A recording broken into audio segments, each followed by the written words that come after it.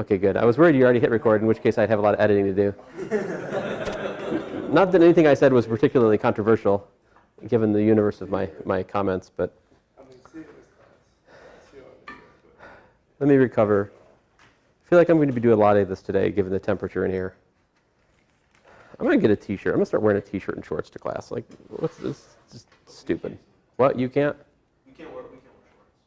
You can't? Because what I see in the hallways, because I see in the hallways people with shorts on all the time. So, like, I don't know what the rules are. Am I wrong? We should show up to class in bathing suits. Show them bathing suits? No, it's like it's a pool of sweat. I think you prefer that I didn't do that. Anyway, let's begin with a word of prayer. I'll start. Dear Heavenly Father, I thank you for these students, most of them. Help us to glorify you what we do this day, and I just thank you for this time we have. In your name I pray, Lord Jesus. Amen. All right.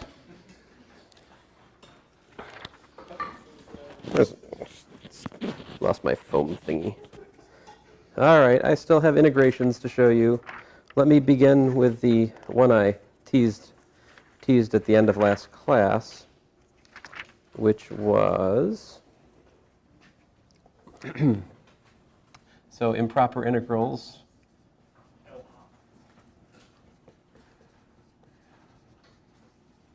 This is an improper marker. Oh well. Example 1,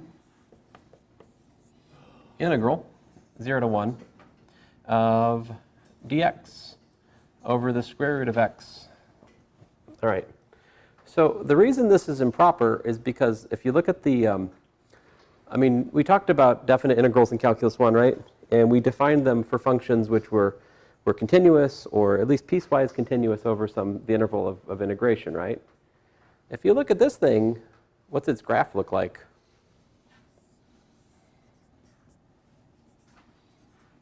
What's y equals to 1 over the square root of x look like? It's got one of these deals, right? So we're asking what's the area in here, right? And it's a vertical asymptote. So, this one's kind of funny because if you didn't know about improper integrals, you'd still get the right answer. So it's not the greatest example in the following sense. Well, let me just work it out. So the way we understand this is the limit as, let's say, a goes to 0 from the right of the integral from a to 1 of dx over root x. So that's what you do. You replace the offending bound with a limiting bound, and take the appropriate limit. So, but my point here, guys, is you could get the right answer here without knowing how close you were to being really wrong. So that's what, 2 square root of x evaluated from a to 1, right? And so we got limit as a goes to 0 from the right of 2 times the square root of 1 minus 2 times the square root of a.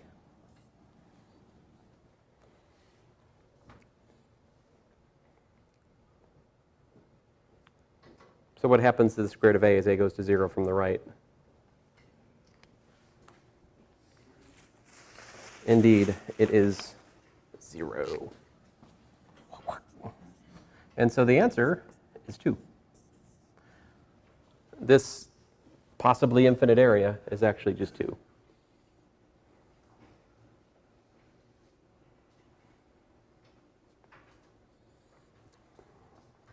Let's look at another example.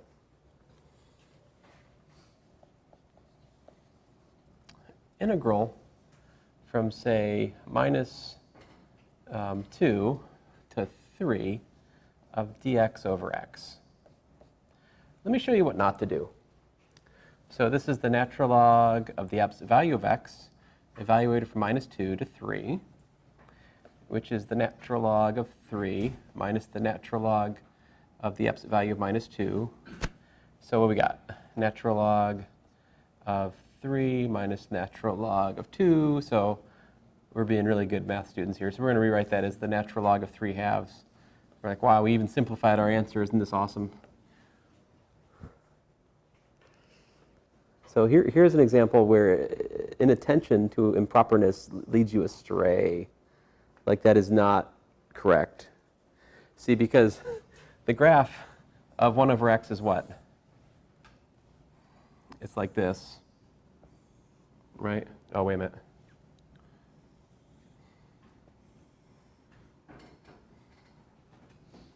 There we go. So this is y equals 1 over x, you know? And I'm calculating the area under that curve from, what did I say, minus 3 to 2? So, oh, minus 2 to 3. And I'm saying that that area is finite, which, given example 1, you'd say, well, that's possible, right? But it's bogus. And so let's, it's not actually correct. That is not correct. Let me show you how we have to do this kind of integral. So the integral from minus 2 to 3 of dx over x, the way this has to be interpreted is the integral from, say, minus 2 to 0 of dx over x plus the integral from 0 to 3 of dx over x. If we have a point of discontinuity, infinite discontinuity in the interior of the integration domain, we have to break it up at that point and then do a pair of disconnected improper integrals, one on each side. So there's two limits. This one would be the limit as, let's say, b approaches 0 from the left, integral minus 2 to b, dx over x. And this one would plus the limit as a approaches 0 from the right, let's say, a to 3 of dx over x. So those schematically would correspond to what I've shaded in green and what I've shaded in red. This be the green one, that'd be the red one in my picture. These integrals represent those areas, which before the fact we don't know. They might be positive, they might be, excuse me, they might be finite, they might be infinite. So we do the integral, and what we got? We got limit as b approaches 0 from the left of the natural log of the absolute value of b minus the natural log of 2. If you don't mind, I'll let the absolute value of minus 2 gives me log of 2. If you don't mind, I'll just write that out. And plus the limit as a goes to 0 from the right, this time natural log of 3 minus the natural log of a. And I just dropped the absolute values because everything here is positive, so absolute value of 3 is 3, absolute value of a is a because a is positive. I do need the absolute value over here because b is negative, right? B approaches 0. When we say b approaches 0 from the left like that, that means that b is equal to like minus delta for some small positive delta. I mean, that's the way to think about that kind of limit. It's a really small negative number. Anyway, so what happens here? This goes to minus infinity, and that goes to what? Infinity, right? I feel like I might have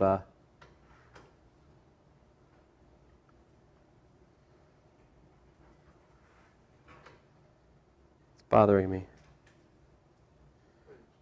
Oh, minus a minus gives me this in total this whole thing collectively blows up to infinity. This whole thing collectively blows up to minus infinity. So, you know, if you're being careless, you might also think that infinity minus infinity is 0, but of course it's not here. These are not connected infinities. These are separate infinities, just different different infinities for this piece and that piece, and they're separately plus infinity, minus infinity, which means that in this case, this limit just does not exist.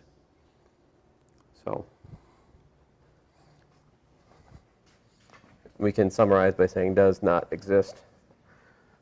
So the area there is not defined. If I was to just look at the red part, I could say that the area is infinity. If I was to just look at the green part, I could say that the signed area is minus infinity. Right? Signed area counts as area below the x-axis is negative. above is positive. But you see, my calculation in blue is wrong, right? Because I completely ignored the divergence, the singularity in the integrand, and just went about my business. So you got to watch out for division by 0. When we have division by 0 in the integrand, we have to approach those points from both sides, or if it's on an endpoint, from one side, and that's how we do these. Does that make sense? Let's look at another one.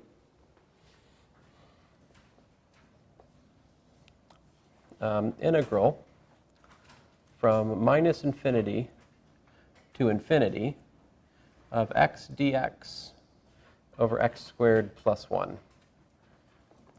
All right? So the way this has to be done, understood, the way this is understood is minus infinity to 0 of x dx over x squared plus 1 plus the integral from 0 to infinity of x dx over x squared plus 1. Now you can chop it in the middle wherever you like. I chose 0. You could have just as well chosen 2, 3, minus a million, whatever. You have to pick some point in the middle and treat the plus infinity, minus infinity separately by definition. Okay. If you connect the infinities, it's something else. It's what's called the principal value, which is not the integral. It's a related, interesting thing for certain applications, but it's not the integral. Okay, so this is the limit as, let's say, s goes to minus infinity of the integral from s to 0 of x dx over x squared plus 1, plus the limit, let's say, as t goes to infinity. I hope you know by now that the letter I choose to put the limit in here is just random. It's like whatever I feel like. The point, there's really only one letter I can't choose. Which is it? X, right? So I do need to choose a different variable than the variable of integration. Otherwise, it's nonsense. Now, you guys know, you're like, I wish you'd put this problem on our test. I could have got this one, right? This is the integral of 1/2. Did I do this? I might have. I don't know. U equals to x squared plus 1, right? So we really have just 1/2 natural log the absolute value u plus a constant, or the natural log of the square root of x squared plus 1 plus a constant. There you go. That's the antiderivative. So I can use that for these integrals, right?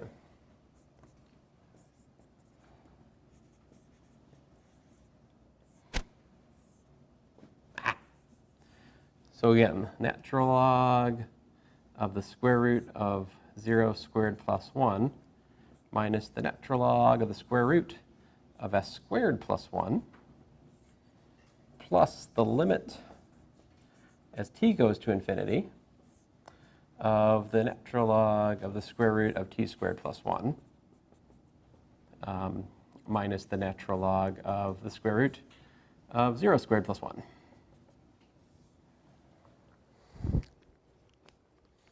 Some of these things are 0, some of these things are not. This is log 1, right? Which is 0. And this guy over here is also the log of 1, which is, by the way, 0, right? I drew arrows there, but I'm not really talking about a limiting process. I'm just talking about evaluation, you know? You'll forgive me. I use arrows both for evaluation and for actual limits. Students don't usually complain. What about the remaining pieces?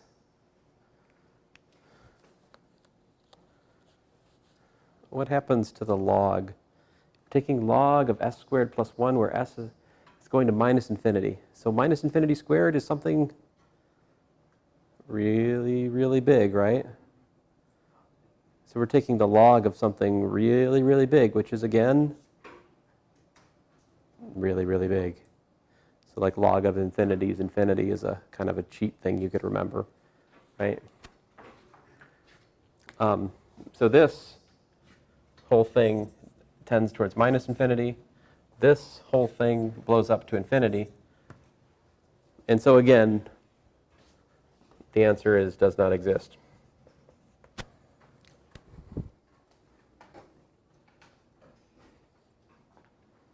Now, here's a mistake you guys sometimes make.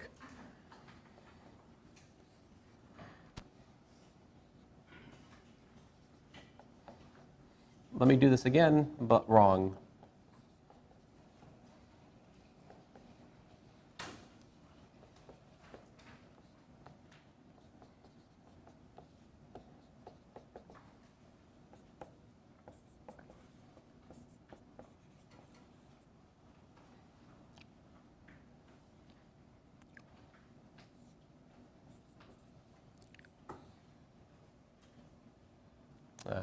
No.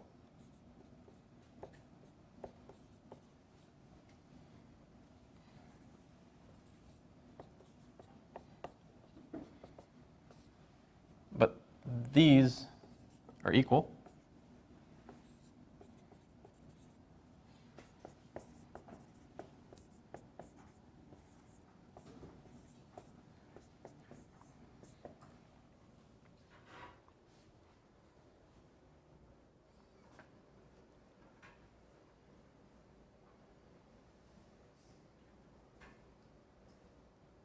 I mean, there's a general theorem, right?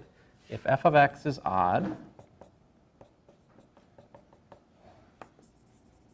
if you have the integral from minus a to a of f of x dx, it's equal to 0, right? Integral of an odd function about a symmetric interval of the origin is 0. This is a very important integration trick you should know about. I sometimes try to use students not knowing this as a way to get them. Don't let me get you this way. Didn't come up yet this semester somehow. I usually I use this in Calculus 3 to harass the students, but you guys have other things on your plate at the moment. But look, the reason this is 0 is because it's the integral of an odd function about a symmetric interval of the origin. So what's going on here, if you want to think about it pictorially, 1 over x squared looks like this, right? It's roughly like that. And so this thing I just wrote, which is not the integral again, it's saying that, you take, you expand symmetrically from the origin out and take the limit as you're symmetrically going to infinity the same way in both ways, right? But the improper integral, this thing, when we look at the graph, there's like this one that's going out, and then there's this one that's going out, but these limits are separate. They're not connected. There's that one, and then there's that one, and they're based on different variables. This is s going to minus infinity, and the other side we have t going to infinity in my setup, right? But disconnected limits. This is by definition, okay?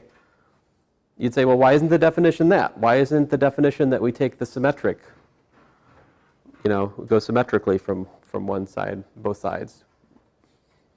I don't know, but this is not the definition. This is the definition. We take them independently to infinity, one side and the other. One of the reasons for that is so that we can make a distinction between this and that. Now this, what I've actually calculated here is not this, but there is a notation for what I just did. This is actually example 4, to be truthful. This is the so-called principal value of this. The principal value of that integral exists and is 0, despite the fact that the integral itself does not exist. So, incidentally, in complex analysis, you learn many new tricks to calculate principal values of integrals. So, just a word on that. Any questions?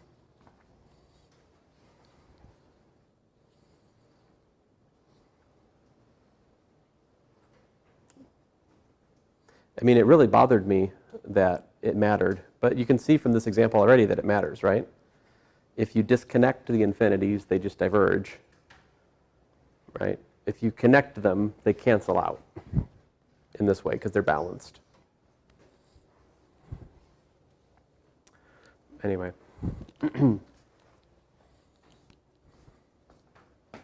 I mean, there are going to be other, well, I'll shut up. Stop making it worse. Any other questions here? Oh. Another idea that we should talk about. Well, there's several ideas. The one thing we should talk about is comparison. There's a comparison theorem here for integrals. If I'm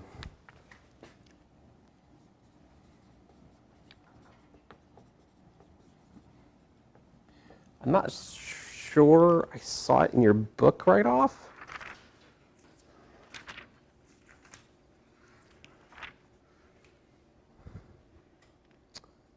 Boo! Shame on this book. He's relegated it to an exercise. Man, I tell you what. If I had my druthers. Let's see here. Okay, so the theorem is this.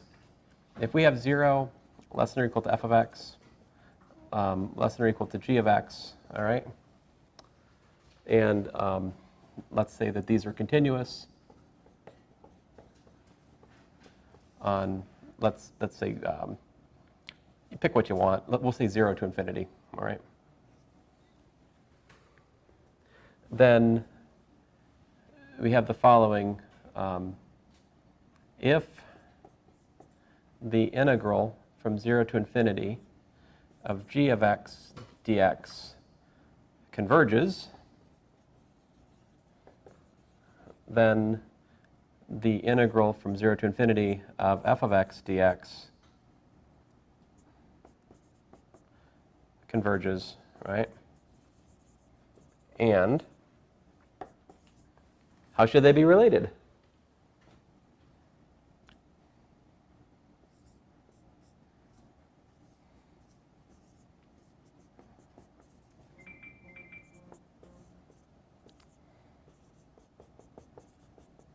Just like that, right? I mean, so if the larger function converges, then surely the smaller function also must converge. Uh-oh. Sick children. So does that make sense? What should the other half of this comparison theorem be?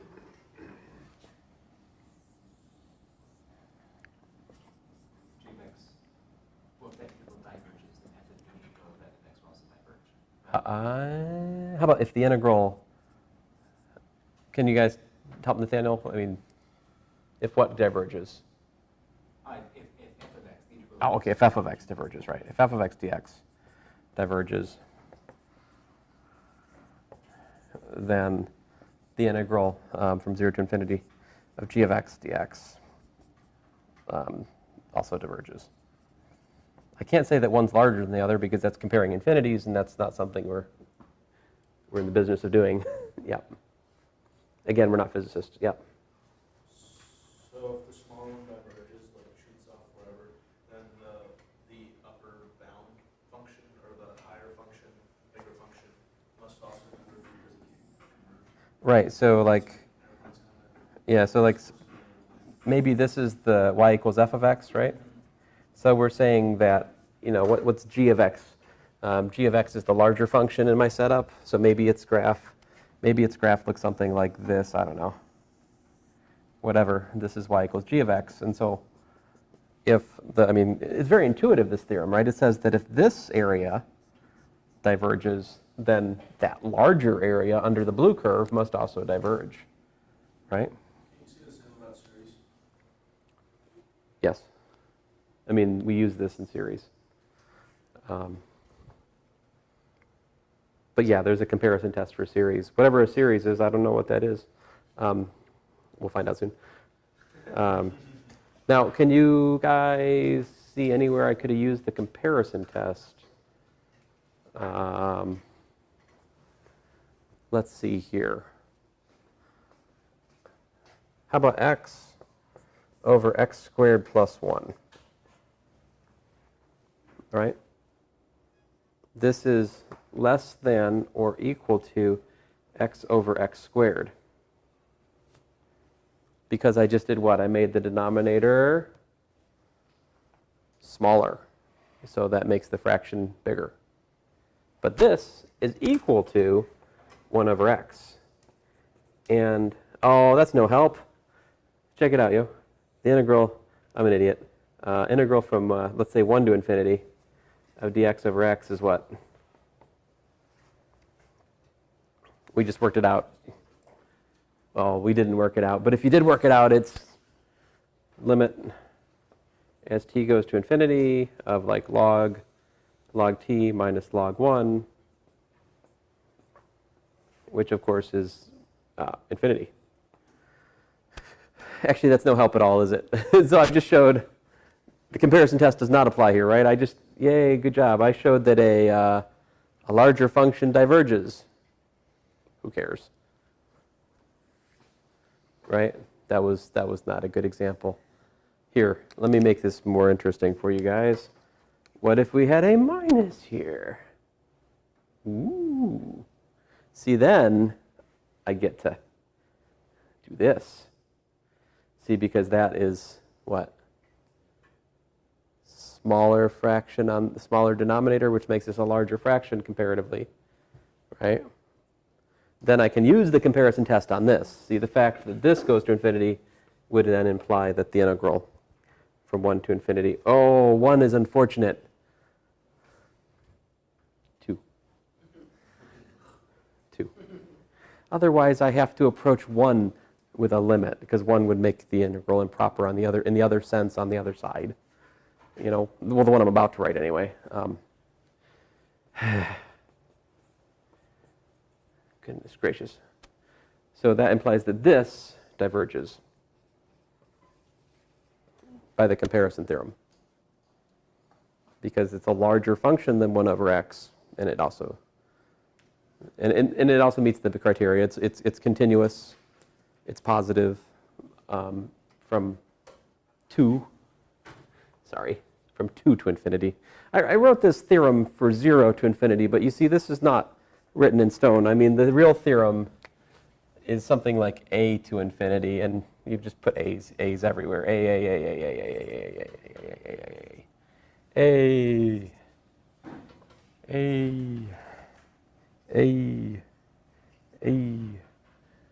I'm done with my fonzification of this theorem. There we go. Technical term. All right, I think I've done almost enough improper. One more improper integral, and then I'm going to put it behind us and go on to the next topic. Let's see here. One that I like to do. I probably should do more of the ones with finite bounds. You guys will work homework. You'll ask me about that homework, and then we'll do more of them then. How about that? Sound good? I hope it does, because I'm going to do.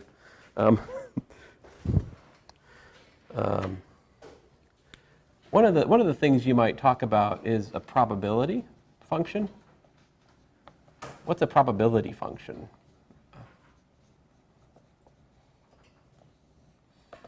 So it's more specifically a probability density function. It's something that if you integrate from minus infinity to infinity of f of x dx, it should be equal to 1, because the area under a probability density function has the significance of being probability, whether the, and so probability can be at most 1, right? Probabilities go between 0 and 1, okay? 1 being like 100%, 0 being like 0%, right? You can use probability function to do other things, like if you integrate x times the probability function, it gives you the expected value of x, for example. So you guys will take a statistics course. You'll learn more about this. I'm just dipping our feet in the pond, so to speak, right? So a natural question to ask is, if f of x is, say, equal to k over 1 plus x squared, then find k such that f of x is a probability density.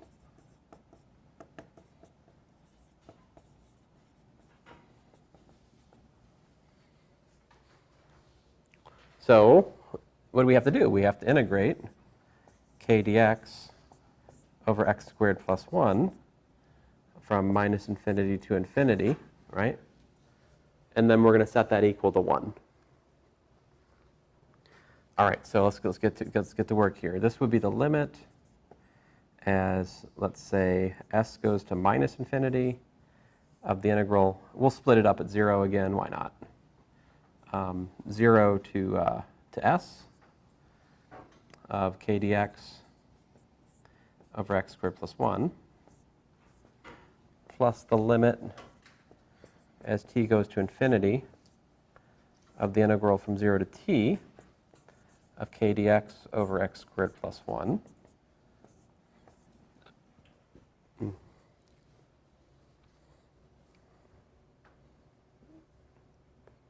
You don't like 0? Here, we'll make it 1. I'll make it 1. I see the 0 is offending you. I can tell. 1. There. Is that better? Okay. I feel better. I feel better already. It doesn't matter. You split it wherever you want. But do that. Then what is that? Limit as s goes to minus infinity, k times the inverse tangent of 1 minus k times the inverse tangent of s plus the limit as t goes to infinity of k times the inverse tangent of t minus k times the inverse tangent of 1. I like this example because it gives us a chance to kind of appreciate why it is it doesn't matter where you split the integral if the integral converges. If the doubly infinite integral converges, what's happening from where you split it, when you actually calculate, there's some kind of like cancellation going on, right? You see it happening here? See why it didn't matter whether I put 0 or 1 in the middle? Like what if I put a instead of 0 or 1? The calculation is nearly the same. You just have like inverse tangent of k times inverse tangent of a here, right? And you have k times minus k times inverse tangent of a over here. They cancel, right? Like we didn't really appreciate this much for a couple. That also happened over here, but it just so happened like we have this and we have minus this in this other example, but it wasn't especially interesting because they're both identically 0. It's like 0 minus 0. It's like, whatever. So these, and then what happens with inverse tangent as we go to infinity or minus infinity? I will remind you, inverse tangent is tangent flipped, right? Turn tangent on its side. The vertical asymptotes of tangent are what? Pi over 2 and minus pi over 2. Those become horizontal tangents of the inverse tangent function. And so what? Minus k times minus pi over 2, right? As we go to minus infinity. And the other one? Plus k times pi over 2 as we go the other towards infinity. Minus and minus gives me a plus, right? So what do I got? Looks like k times pi. So what should I choose?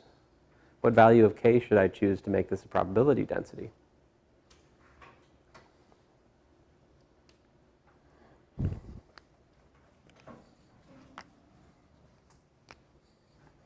So I want this to be equal to 1, right?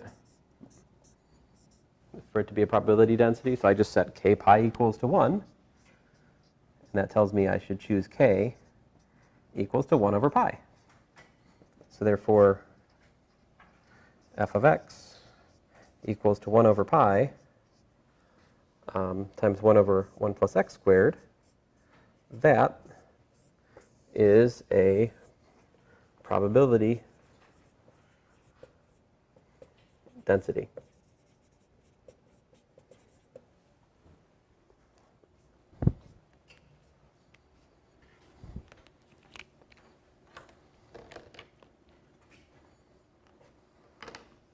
that make sense?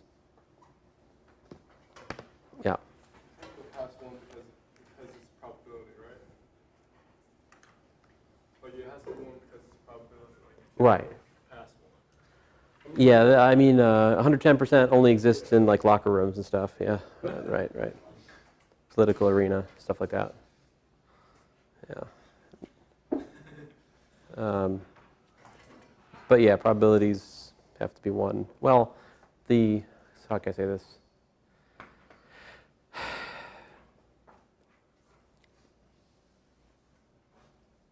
How to say this? So here's the significance of this. If I integrate from like 0 to 1 dx over 1 plus x squared times pi, right?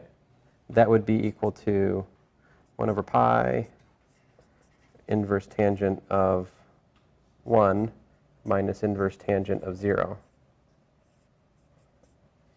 which is actually 1 over pi times pi over 4,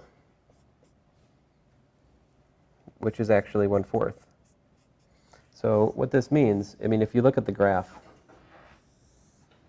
from 0 to 1, actually 1/4 of the total area is found under that part of the graph. The total area under the graph is 1 by our construction. The statistic, like the interpretation in terms of probability and statistics, is that for this system where x is a variable, the probability that you'll find x with the value ranging from 0 to 1 is 25%. There's a 1 out of 4 chance that if you measure x, it's going to have a value between 0 and 1. That's one of the applications of a probability density. If you want to know the probability for x to go from, say, a to b, just integrate f of x from a to b. That gives you the probability that x is found between a and b. That's what this is for. For us, it's just some kind of cheesy integration problem, right? We just take a doubly infinite integral and set it equal to 1 and work out whatever constant it has to be. There are other ones that are here. Another example would be something like this. E to the minus ax 0.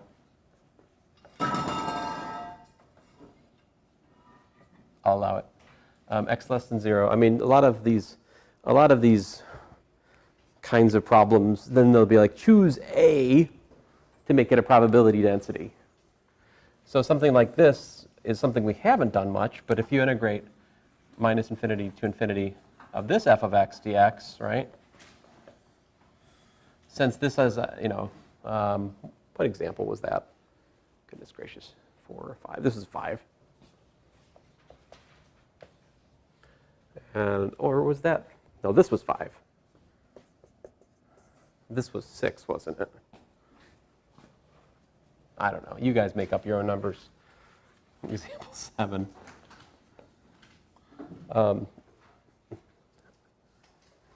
So, this is really, part of this is really, really easy to integrate, right? Like minus infinity to 0, f of x dx. You guys can do that, right? I'll do the easy part. This is e to the minus ax dx.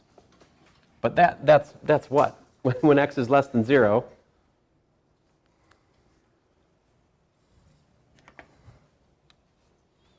it's a case-wise defined function, right? What is this by that? That's 0. What's the integral of 0? 0. Still 0, even if it's an infinite integral. And then that, I would do the limit as t goes to infinity of the integral from 0 to t, e to the minus ax dx. So that gives me limit t goes to infinity of what? Minus 1 over a e to the minus at plus 1 over a.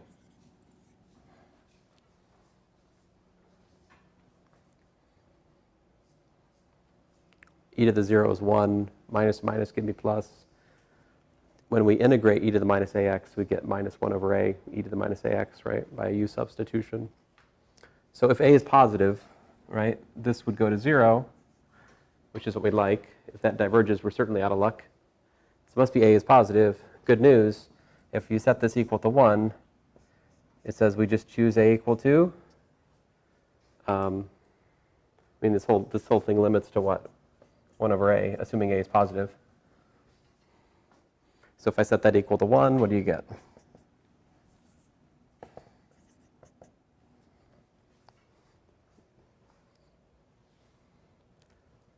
You guys know how to solve this. Come on. A is 1, yes. I know it's hot in here, but don't do that to me, please. All right. Anyway, so that one's, with the choice A equals to 1, that f of x becomes a probability density. All right, enough of that. Moving on, chapter 9. Again, I am closing the book on chapter 8, but you guys can still ask me homework questions about chapter 8, if you'd like. Not at the moment, though, because I do really want to say a few things about sequences today. This is after fall break, right? Fall break's a week. Yes, yeah, well, yeah. Right? The test is sooner than you'd like. That much we can say. Let's see here. No, I don't. It will happen, but it's not right away. I mean, we just had a test, right? So, but the second test does come comparatively faster than the first.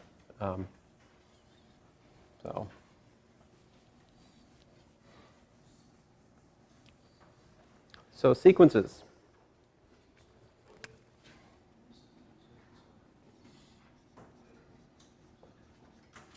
Chapter 9 is on sequences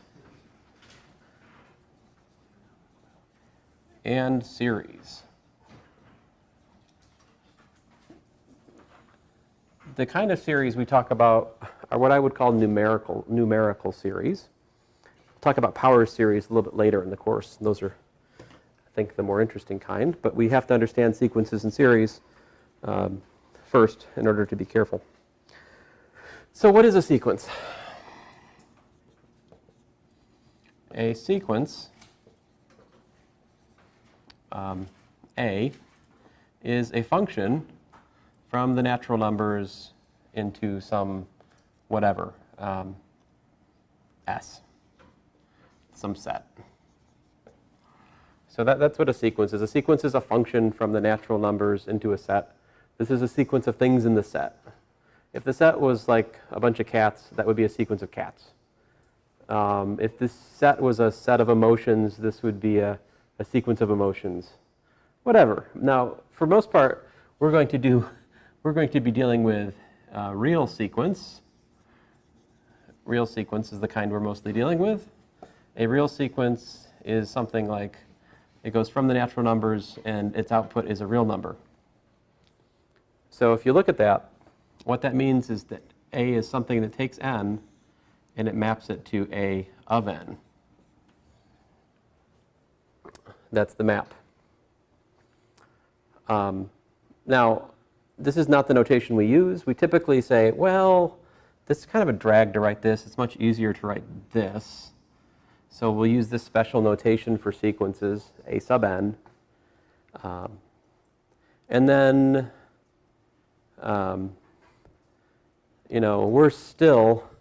we'll say that the sequence is the same as its range. So the range of A, what's the range of A? That would be, by definition, A of n, such that n is an n, right? That's the output of the sequence. But what is that? That's A1, A2, A3, and so forth and so on forever and ever. So it's an unfortunate but very common practice to refer to a sequence by its range. This is kind of akin to referring to a function as being its graph. It's not a horrible abuse, but it is a slight abuse. And if I'm not careful, it'll confuse me. But sometimes I think too hard. So whatever. Now, another notation for this. So, a typical language will say that a sub I equals 1 to infinity, or just a sub I, or we'll even say this, a sub I is a sequence with ith term a sub I. I am personally a fan of the first thing because it's the most descriptive. The second thing, it's not as descriptive, but it's still good. The third, it's okay. I don't know. So, all right. Let us actually look at some examples so you can be less confused by my talking about notation, which is one of my principal vices. Let's see here.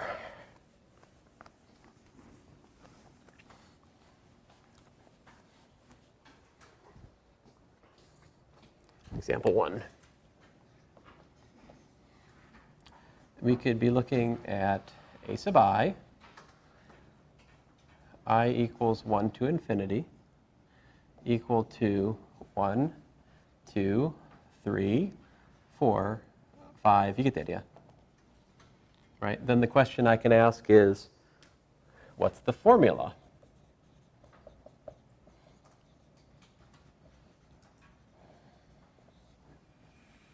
For the ith term.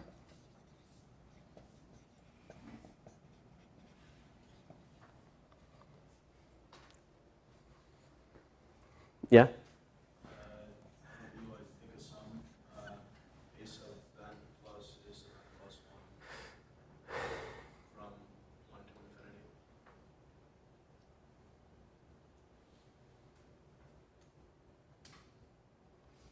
What's the formula for the ith term, though? You're getting ahead again, yes. You need to live in the day. Like, stop living, you're living in the future. Yeah. Would it be a sub I minus 1 plus 1? A sub I minus 1 plus 1. I will take that. So you're trying to find a recursive definition. So you want to... You guys are... This is not complicated. I'm gonna give this one to you guys, and then we're going to go from there. Is I. This is the formula. See, because you just think about comparing it with A1, A2, da da da da. A sequence is an ordered list, so they have to match. Like 1 is A1, 2 is A2. So the formula is A sub I equals to I for I equals to 1, 2, and so forth and so on. I mean, that's it. All right, let me do something more exciting. Now, what the gentleman was saying was interesting. But I must resist the urge to engage you in conversation about that. What if we instead said that this was, say, b sub j equals to 2 to infinity? What's the formula for b sub j? Let's see here. So b1 is 1. I'm sorry, wrong. What's this? This notation means we start at 2, then we got 3, and so forth and so on. The careful student of what I've written will realize at this point, lie. Why? Because this is actually a function from 2 to infinity, right? It's not a function of the natural numbers. It's a function of the natural numbers 2 and beyond. This is allowed, though. We just need a subset of natural numbers that's got a starting point. So we can number sequences from 1. We usually number them from 1, but we could start at 0. Oh, heck, you could have a sequence that starts at -3. Whatever. I mean, but it's got a starting point and no ending point. That's a sequence, okay? So I should say B2 is 1, B3 is 2, B4 is 3. So what's the formula for b sub j? J minus 1. Very good. And that's for j equals to 2, 3, 4, so forth and so on. Here's a puzzle that was once brought to me by the sons of my landlady, Miss Matthews, and they came home and they're like, I was at the bank, and we were puzzling over this puzzle, and we couldn't unpuzzle it. And it would go something like this. There's numbers, and I'm supposed to guess the next one. And this was the numbers. They're 1, 8, 27, 64, 125. And what was the next one? I'll make it easier for you guys. What's the next one? Oh, man, I told you the next one. Curses. What's done can't be undone. So what is this sequence? I mean, a sub I equals to what? Now, this is ambiguous. A sub I equals to what, right? Because I didn't tell you the starting point. That's my complaint about this notation. See, because the starting point matters. Let's suppose we're starting at 0. So we'd have a sub 0 equals to 1, a sub 1 equals to 8, a sub 2 equals to 27, a sub 3 equals to 64, and so forth. I cubed is almost right. A sub I equals to, but 0, if I do I cubed, it doesn't quite work, right? Because 0 cubed is not 1. How about I plus 1 cubed? See, then if you plug in 0, 1 cubed is 0 plus 1 cubed is 1. Plug in 1. Well, 1 plus 1 is 2. 2 cubed is 8. Plug in 2. 2 plus 1 is 3. 3 cubed is 27. 3 plus 1 is 4. 4 cubed is 64. And then, so what's the next term in the sequence? Not listed.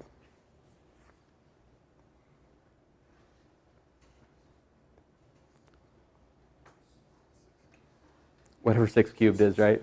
216? Okay, so, yeah. So I don't know, it was funny to me because when they were talking about the puzzle, I'm just like, I think they had only gotten to like 27.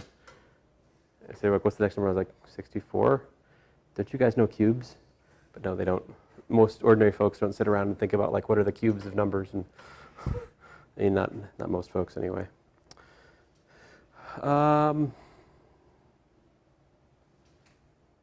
Those were interesting folks I lived with. My favorite was Dudley. Dudley, he had a sweet new Corvette, and he had the audacity to complain that it hurt his back, so he had to sell it. It's like, you know,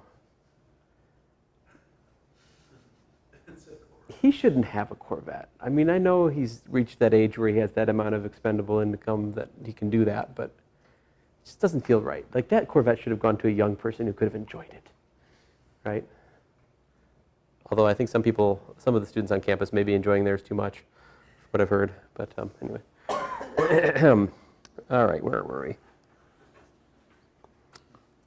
So this is, you know, how do you find the formula for, you know, a term in a sequence? Like, what's the algorithm for finding the formula? I can't tell you that. I mean, there is no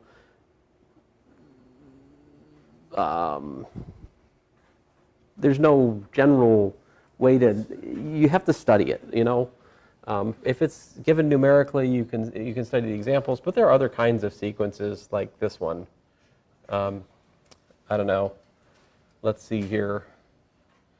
10, 1. Oh, curses, I forgot.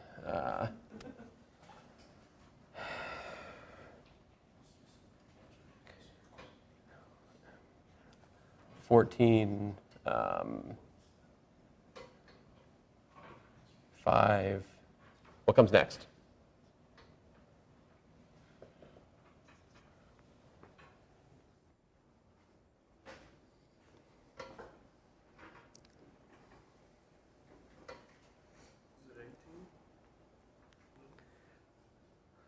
You're almost right. I think it's 19. So I think 19. I think, isn't T 20?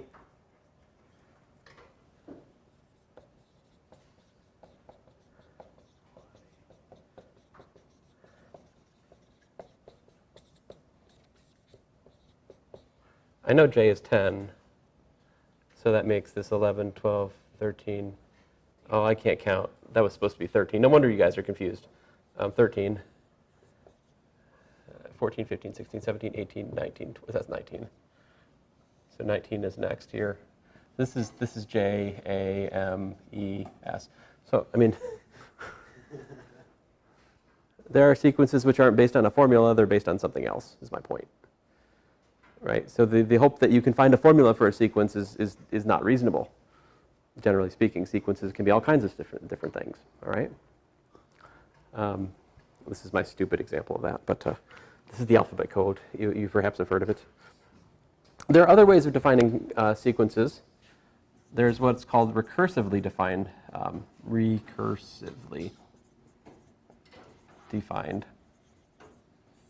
So here's a typical recursively defined sequence. We could have a sub 1 equals to 1, a sub 2 equals to 1, all right? And then what we do is a sub I is equal to a sub I minus 2 plus a sub I minus 1 for I greater than or equal to 3.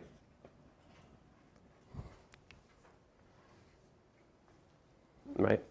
In other words, and this is what you were trying to do on my example 1. You were trying to give me a recursive definition of example 1, and you could have done that. Like, what would be a recursive definition for example 1? Yeah, a sub I is equal to exactly a sub I minus 1 plus 1. And if we just say a sub 1 is 1, we're good to go.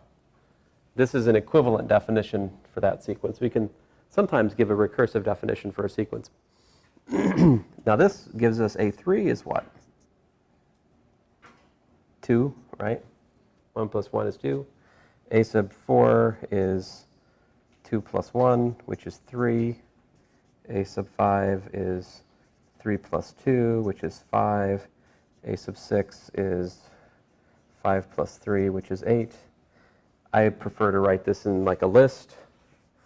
A sub I is 1, 1, 2, 3, 5, 8, 13, 21, 34, 55, 89, 100, and 44. Okay, it's getting try. I'm actually having to start thinking now, so let's stop. This has a name. What's this sequence? Right, it's a Fibonacci sequence. Yeah, it's the Fibonacci sequence. Do you guys know who Fibonacci was? I can't spell it. Fibo, yeah. CCI. Yeah, Fibonacci. Do you guys know who Fibonacci was? And why he studied this sequence? Golden ratio. Studied in nature. That is correct. This is, what's that? I think it does have to do with the nautilus, but I don't think it has. I don't think that was him. The ratio, so like 1.618, or isn't there like some stuff in like So you guys are thinking about the golden ratio or whatever. the adjacent. You know what it is? I kind of know what you guys are talking about, but no, this is something less less aesthetic. He was studying the mating habits of rabbits on an island, and this sequence came up as he was studying how rabbits multiply in an island. This sequence was suggested in terms of the growth of rabbit populations. He's like an 11th century monk, this guy. This is way old. This is like older than algebra by a couple hundred years. Yeah. Fibonacci. It's also just fun to say. What's that? Yeah, I don't remember. There's lots I don't know about the Fibonacci sequence.